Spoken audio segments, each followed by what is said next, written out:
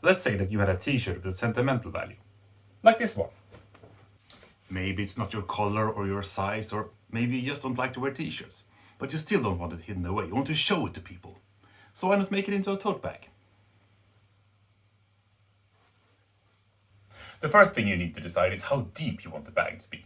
Sure, you can stitch it up way down here and then you get a really deep one, or all the way up to the print, because this is the important part, the part we want to keep. I'm gonna go somewhere in between, I think. So let's say 15 centimeters. That sounds good. Pinning, pinning, pinning it together. Pinning, pinning, pinning it together. And when we come to the end here, I suggest doing an easy chamfer, just a simple 45, to bring it in and make sure that it doesn't flare out. And yes, I am aware that I'm stitching on the right side or the front side of the fabric. Trust me, I know what I'm doing.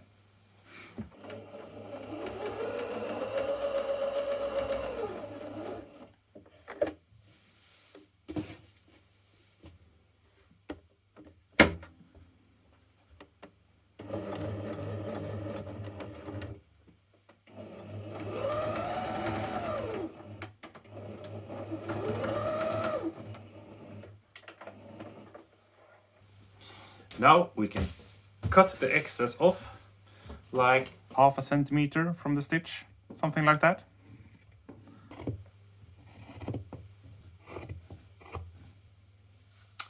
Now we can turn it inside out.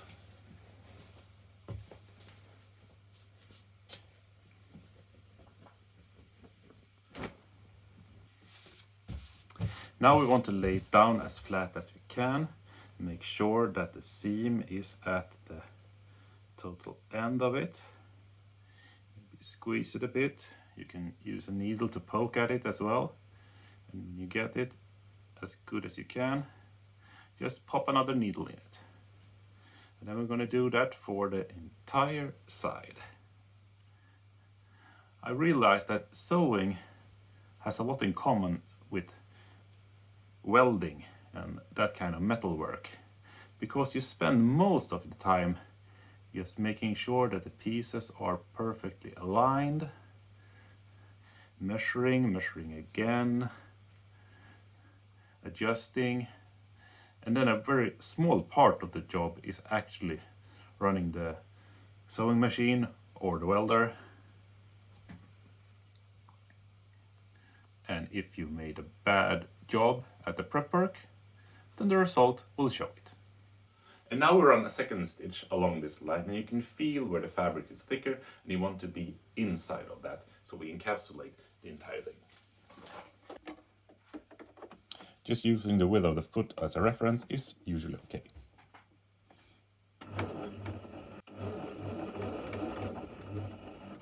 As you can see, I'm using a zigzag stitch. Is that what they call it in English? You know what I mean.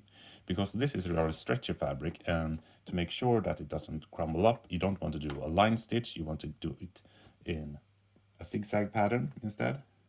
So you use that and keep the width down, and then you get a stretchy line stitch, so to say.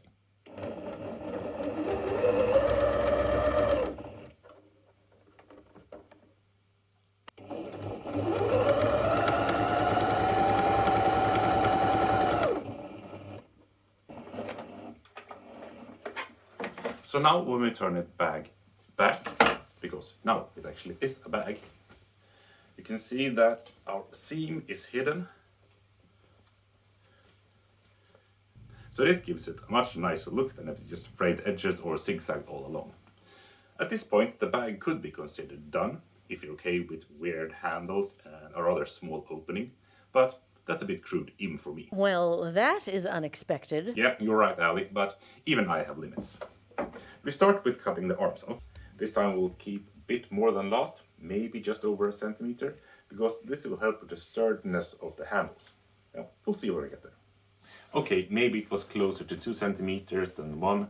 It doesn't really matter, as long as you have enough material to do a double fold, because we both want this to look good and feel good as well. And when doing a double fold, you can do them at the same time, but I tend to think that is mostly tedious. So I just do the one fold and fixate that all the way around, and then I do the second fold after that, because I feel I get more control that way. But you do whatever works for you. Pinning, pinning, pinning, pinning, pinning, pinning, pin. Pinning, pinning, pinning, pinning, pinning, pinning, pin. So there we have it. 2 arms fixated. And now it's just a matter of sewing pretty close to the edge.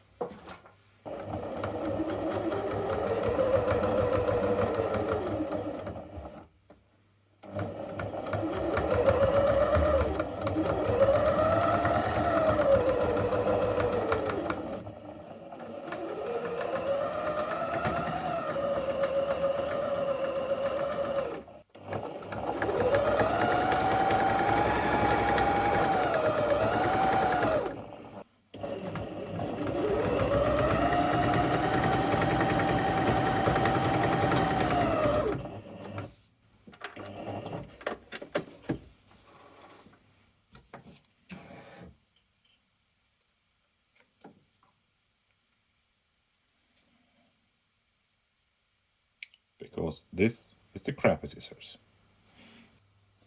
And now we'll come to the trickiest part of this build, finding the actual shape of the bag. And here I suggest you let the print of the t-shirt guide you, because I mean, that's the important part, that's why we're doing this in the first place. So just lay it flat on the table. You just start to sketch with some chalk what you think would be nice. Pin, pin, pin.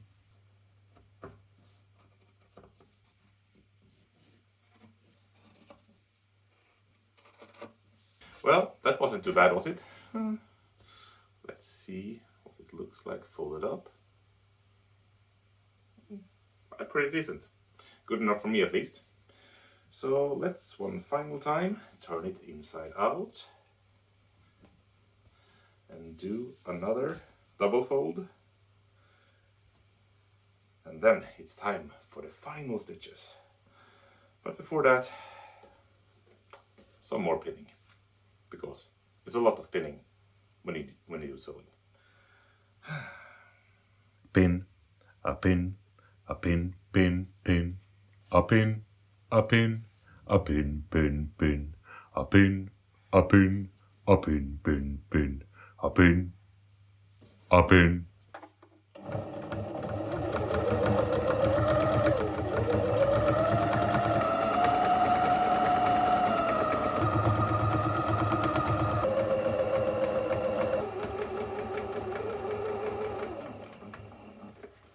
So there we have the finished bag. Now, the fabric of your t-shirt will dictate how much weight the bag can hold. I mean, this one is rather thin and stretchy, so it's more suitable for bags of crisps than bags of apples. But if you have a t-shirt with a thicker material, you know the kind I mean, then it can hold a lot more stuff. And if you have kids, you know that they grow out of their shirts really quickly, and those make great small tote bags.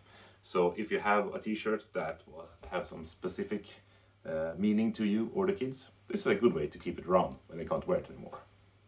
I hope this has inspired you in some way, and if it hasn't, too bad. But thank you very much for watching, and have a nice whatever you have.